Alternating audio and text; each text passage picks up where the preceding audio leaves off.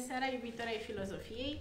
Bine ați revenit alături de noi în a doua zi dedicată celebrării Zilei Mondiale a Filozofiei, ediția 2022. Ne bucurăm că ați răspuns și astăzi invitației Asociației Culturale Noua Acropolă, ca școală de filozofie în manieră clasică, de a redescoperi ratura practică a filozofiei. Ne dorim ca această întâlnire să fie interactivă, astfel că pe parcursul prezentării vă așteptăm comentariile și întrebările și vom încerca să răspundem la final. Tema pe care am propus-o pentru această ediție a Zilei Mondiale a Filozofiei este aceea a limbajului simbolurilor. Astăzi vom vorbi despre simbolul labirintului. Simbolurile fac parte din viața naturii și a omului și ne ajută să înțelegem mai bine atât viața cât și pe noi înșine. Despre înțelepciunea simbolurilor puteți descoperi mai multe în clipul prelegerii de ieri, care este disponibil atât pe pagina Noua Acropolă cât și Zilele Filozofiei, Cafeneaua Filozofică sau pe pagina noastră de YouTube. Limbajul simbolic este atât de natural încât cu toții îl întâlnim în vise, în povești, în mituri și ele ne ghidează să descifrăm o parte din înțelepciunea vieții. Simbolul este o formă concretă, tangibilă, fie că este o imagine, un sunet, dar această formă perceptibilă adăpostește ceva foarte valoros, un conținut, un mesaj care este intangibil, dar inteligibil. Acest mesaj, această esență, îmbracă diferite forme. Așa este și cazul labirintului. Avem labirintul Palat al lui Minos, labirintul lui Solomon din catedrale, pădurea labirint din basmele populare. Vom începe cu o definiție pentru a ne apropia de înțelesurile sale. Conform dicționarului explicativ, un labirint este o construcție cu un număr mare de camere sau galerii în care este foarte greu să te orientezi. Conform dicționarului de simboluri al lui Chevalier și Gerbrand, este înainte de toate o încrucișare de drumuri, dintre care unele sunt fără ieșire, sunt fundături, prin mijlocul cărora trebuie să descoperim drumul care duce către centru. Iată o altă valență. Vom cerceta astăzi, pornind de la mitul labirintului, așa cum apare în tradiția europeană veche, în tradiția minoică și greacă, mitul labirintului lui Minos. Povestea noastră începe cândva, în timpuri imemoriabile, cu regele Atenei, Egeu. Acesta își dorea foarte mult să aibă un moștenitor și zeii îl direcționează departe, tocmai către regatul Argolidei. Aici, regele îi dă de soție pe fiica sa, Aitrei, care îi va dărui un fiu, pe Tezeu. Cei drept, unele variante ale mitului îi hărăzesc lui Tezeu o origine mai degrabă de la zei, sugerând că paternitatea sa ține de Poseidon, zeul mărilor. Egeu este foarte fericit că are un fiu, dar treburile cetății îl cheamă înapoi în Atena, astfel că îl încredințează pe fiul său soției, dar, pentru a-l recunoaște când va crește, îi lasă moștenire sandalele sale, cu care a umblat prin lume și aventuri, și sabia cu care a realizat fapte eroice. Și îi spune soției să-i promită că îi le va arăta fiului numai atunci când va fi suficient de pregătit. Pentru a se asigura că așa va fi, ascunde aceste obiecte, această moștenire, sub o stâncă foarte puternică. Iată, prin aceste unelte care se transmit din tată în fiu, mitul sugerează că această aventură este una atemporală, care nu ține de o singură generație.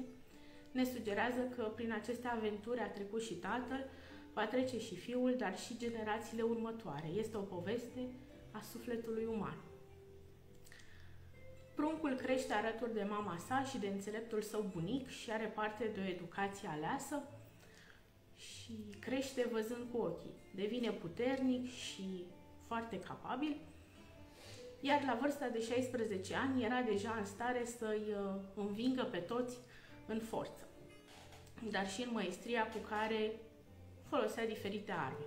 Astfel că mama sa îi destăinuie originea sa regală și arată unde sunt ascunse obiectele. Tânărul se încumetă și reușește să ridice piatra și găsește moștenirea de la tatăl său și se hotărăște să pornească de grabă către Atena. La vremea aceea, ne spune povestea, existau 2 trasee până la Atena. Primul drum, cel mai sigur, pe mare, era ușor de parcurs, dar era lung, căci corabia era purtată în voia vânturilor și a valurilor. Cel mai rapid era însă drumul pe uscat, prin ism. Dar acesta era mai greu, plin de pericole, de monștri care păzeau diferitele trecători. Tezeu își asumă în mod liber și conștient acest drum mai dificil, merge pe jos, pe propriile picioare, asumându-și cu curaj toate aceste probe. Vechii greci ne transmit astfel că eroii se formează numai pe cărările ascendente, dificile, pline de provocări ale vieții. Întâlnește aici numeroase creaturi care îi rănesc pe cei din jur și le ține piept. Uriașul Perifetes este unul dintre aceștia, uriașul cu gheoagă de fier, Sinis cel care îndoaie pinii, diversi monștri, mistrețul cel uriaș, pe însuși Prohust care îi nivelează pe toți după patul său.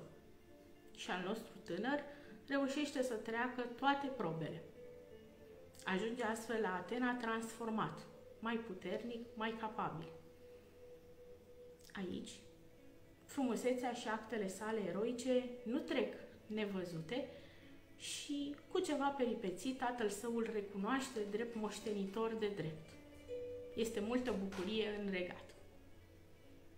Dar să nu credeți că povestea se termină aici, nu? Căci viața întotdeauna are câte o surpriză.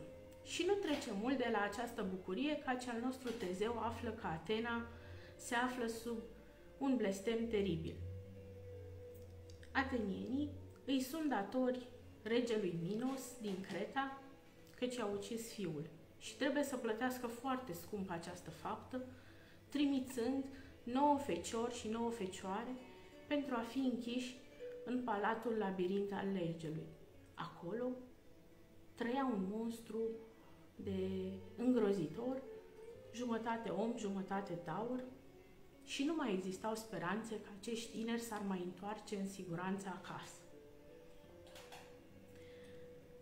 Tezeu se întristează, dar nu pentru mult, ci hotărăște cu responsabilitate și curaj să-și asume să salveze Atena. Și pornește alături de tineri pentru a intra el însuși în labirint și a-și salva semenii. Ajuns acolo, Tezeu face o impresie bună și în fața lui Minos, dar și a fiicei sale, Ariadna. Înainte să aflăm cum va reuși eroul nostru și dacă va reuși să facă față încercării, haideți să vedem un pic ce ne transmite acest mit, ce ne spun aceste simboluri minunate. Ele spun mai multe povești într-una singură. Orice simbol are mai multe chei de interpretare. Țin de cel care le privește, care le ascultă, de conștiința, de maturitatea celui care le descifrează. Avem întotdeauna o cheie istorică a unor evenimente care s-au petrecut în trecutul umanității. Dar avem și o cheie etico-psihologică care ne povestește despre trăirile umane, dar și chei mai mari, chei astronomice, astrologice, cosmice. Dacă îl privim pe Tezeu în cheie etico-psihologică, toate încercările, toate probele, toate ajutoarele toate sunt din sufletul nostru. Vorbesc despre încercări și valori, despre atitudini, limite și oportunități care țin de dezvoltarea noastră interioară. Sunt stări ale conștiinței. Oare nu ne simțim și noi câteodată prin viață trecând ca printr-un labirint?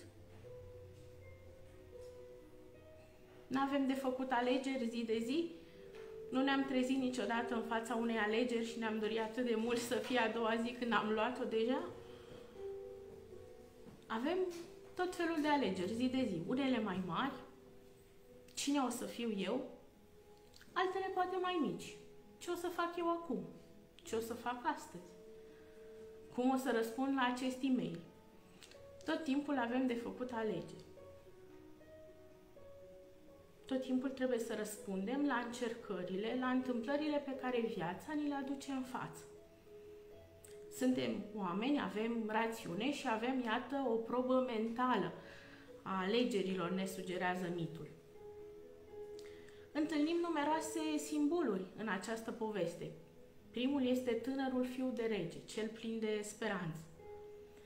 Dintr-un punct de vedere este simbolul pentru conducător, nu? Aceasta ar fi o cheie sociopolitică, să spunem, nu? Vorbește despre conducerea oamenilor.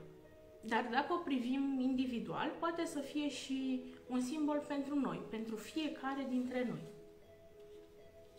Dacă ne gândim la accepțiunea mai largă, vedem viitorul rege, viitorul conducător, care trebuie să-și câștige titlul, trebuie să-și dovedească virtuțile.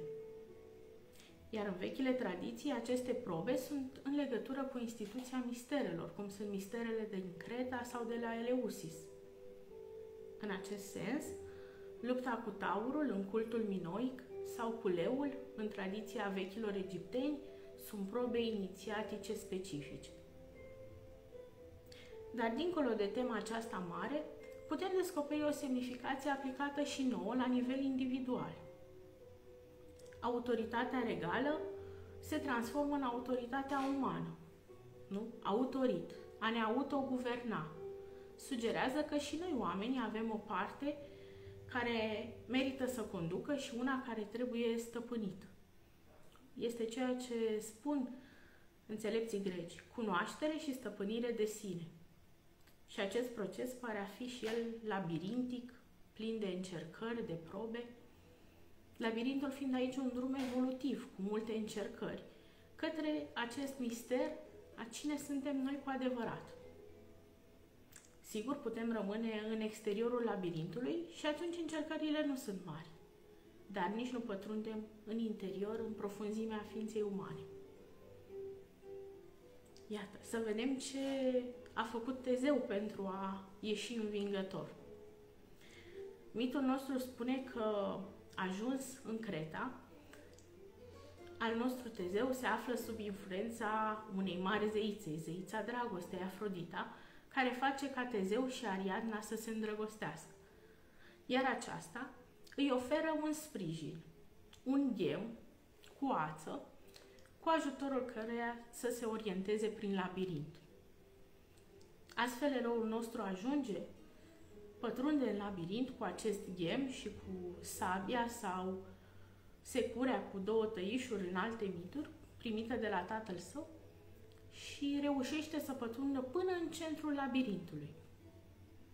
Știe că mulți atenieni sfârșiseră, fie sfâșiați de minotaur, fie pur și simplu datorită timpului care le măcina zilele în timp ce ei nu mai reușeau să iasă din labirint. Dar asta nu îl împiedică pe al nostru erou.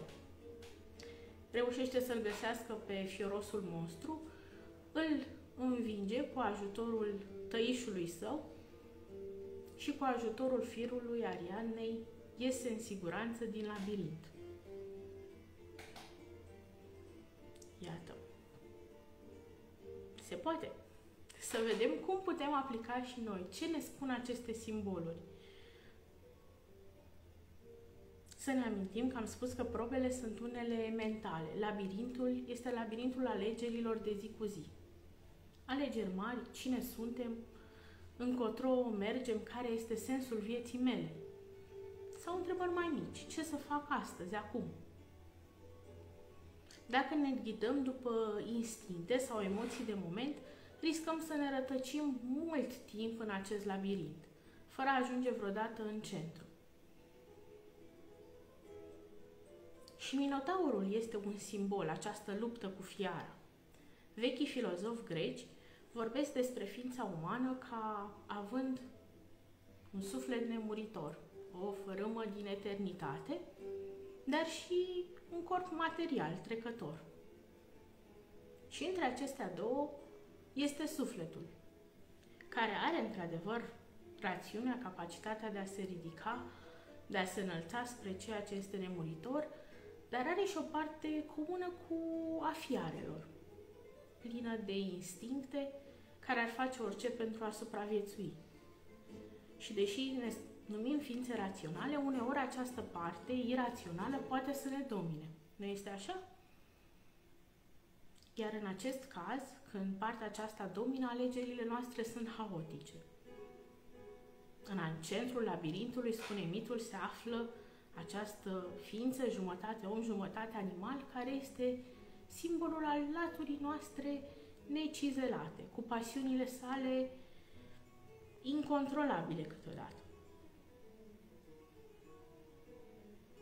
Dar există în mitul nostru și fecioara prea frumoasă, bună, înțeleaptă și pură, Ariadna. Aceasta vorbește ca simbol despre sufletul nostru pur, sufletul nostru nemuritor, care ne inspiră întotdeauna către acte mărețe. Și ce ne spune simbolul Ariadnei? Că avem nevoie în viață de un fir călăuzitor, un ideal de viață care să ne amintească de adevărata dimensiune a sufletului nostru. Nu? Este idealul cel care cheamă cu adevărat eroul la acțiunile virtuoase, un scop nobil și pur care ne oferă forța de a face alegeri corecte.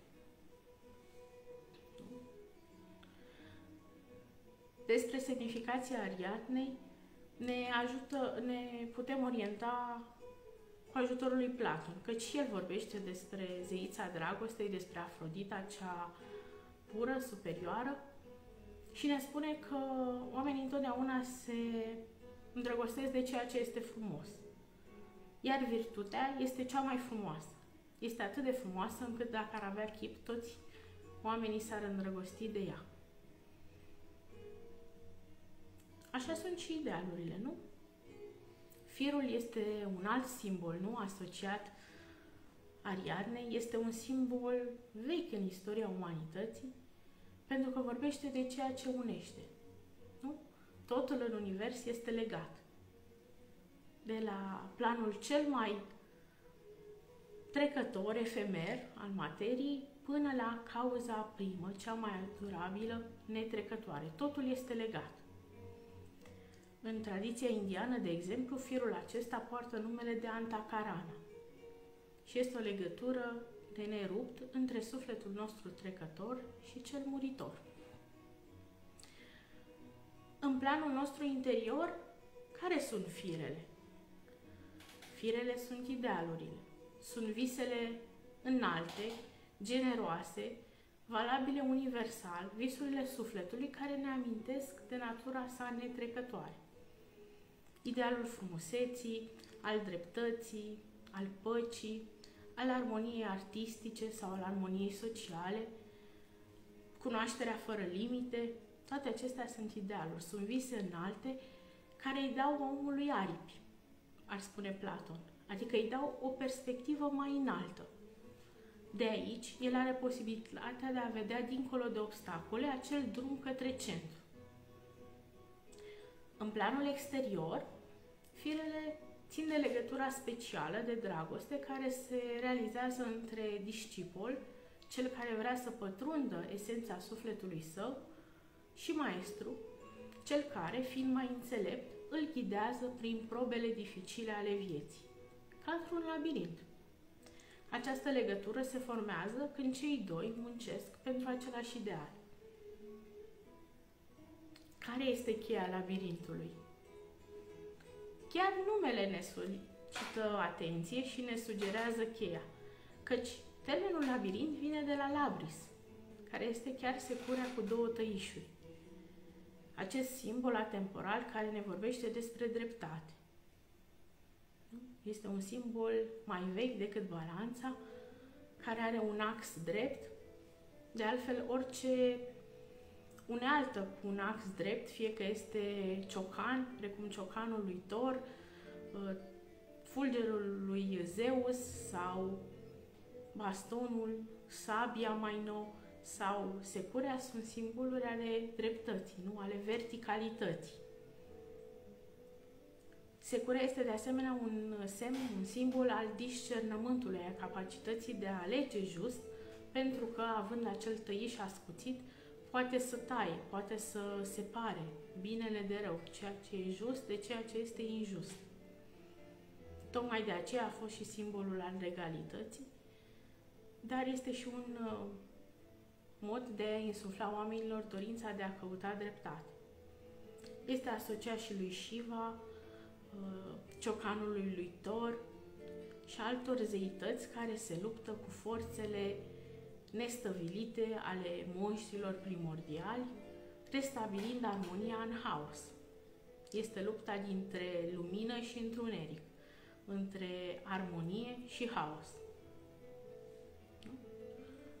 Altfel spus, al nostru Tezeu reușește să își facă loc și să ajungă în centru și să restabilească ordinea utilizând această forță care nu este una brută, ci este vorba de inteligență și voință care pot să supună haosul. Este o secure specială, are două tăișuri, ne spune mitul.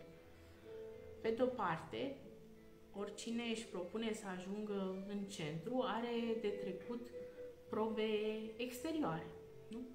Probe ale vieții. În tot ce avem de realizat este nevoie de inteligență și de voință, nu este așa? Dacă omul își propune, de exemplu, să își ajute semenii care sunt în suferință, să devină un bun doctor și să-i ajute, trebuie să dea dovadă de inteligență, să învețe multă vreme, să fie perseverent. Sunt multe probe. Atunci când omul își amintește de frumusețea naturii și vrea să o protejeze, trebuie să facă eforturi, are probe de trecut, nu? Își propune să sorteze deșeurile, dar și asta trebuie învățat. Își propune, de exemplu, să planteze un copac, dar și asta trebuie învățat, studiat și este un efort, este o probă. Nu? În orice aspirație frumoasă, în orice gest bun, este un efort și este nevoie de această voință. Dar, ne sugerează vechile mituri, există și probe interioare. Nu este așa? Lupta interioară este cu propriile limite, frici, cu ignoranța, cu egocentrismul sau chiar egoismul. Nu este așa? Avem multe probe de trecut și trebuie să facem asta și atunci când suntem obosiți, când nu avem chef, când este greu. Astfel, securea cu două tăișuri este semnificația acestei lupte interne, conștiente, a drumului interior, a alegerilor permanente între ce este ușor și ce este just. Este mișcarea conștiinței. Ea este prezentă și în timp de pace și în timp de război. Este prezentă în multe tradiții. În tradiția celtă, de exemplu, avem pe Esus, un fel de Marte roman, tăietor de lemne, care își înfige întotdeauna securea în trunchiul arborilor și înalță altare teribile. Nu este un simbol al spiritului de cunoaștere, căci și pentru a cunoaște este nevoie de voință. Îl întâlnim și în lupta lui Zeus cu titanii, cu forțele dezlănțuite, haotice ale naturii. Lupta pentru armonie. Iar la nivelul omului, când apare între coarnele taurului, este lupta omului, între direcția orizontală și verticală a vieții, între cer și pământ. Este voință. Apare în multe tradiții. Este lupta ființei interioare de a se elibera de închisoarea materiei.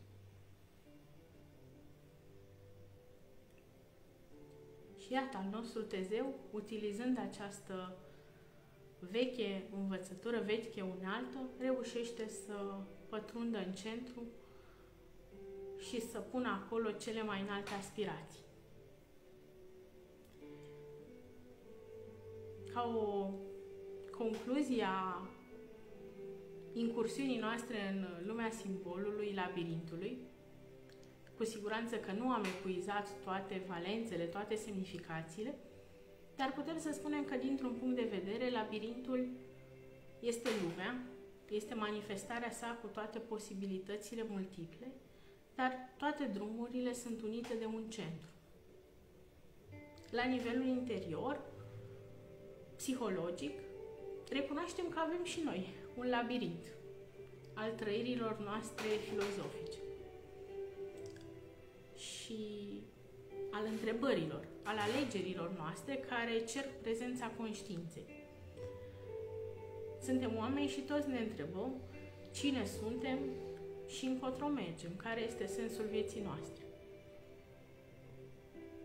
Simbolurile eroice ale vechilor tradiții ne încurajează să avansăm pe acest drum, să căutăm acele visuri care dau aripi sufletului și ne fac să creștem, dincolo de aparențe, dincolo de ce suntem astăzi, către potențialul nostru profund. Să căutăm în noi aceste idealuri care nu mor niciodată și atunci când ele nu ne sunt foarte clare, să căutăm maestri și modele care ne învață să ne apropiem de centru, de sufletul nostru profund și de operele atât de necesare lumii noastre. Vă mulțumesc pentru atenție și dacă sunt întrebări, le aștept în comentarii. Și cei din sală, dacă au întrebări, pot să le adreseze. Nu văd foarte multe întrebări. Bună seara, Camelia! Bună seara, Silvia! Ne bucurăm că ne urmăriți. Dacă în seara aceasta nu sunt întrebări, le puteți pune în continuare în mesaje sau pe adresa de e-mail și vom încerca să răspundem. Iar aniversarea Zilei Filozofiei o să continue și mâine. Mâine vom face o incursiune în lumea Egiptului antic, care este foarte bogată în simboluri. Este o lume a imaginației și mâine de la ora 11 vă așteptăm de data aceasta cu prezență fizică la sediul nostru din strada General Manu 24 la un curs practic de simbolism și pictură egipteană.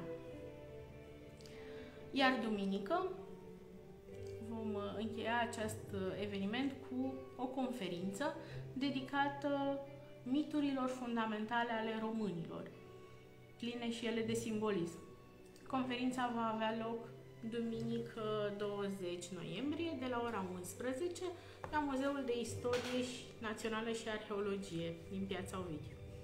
Vă așteptăm! Mulțumim pentru atenție!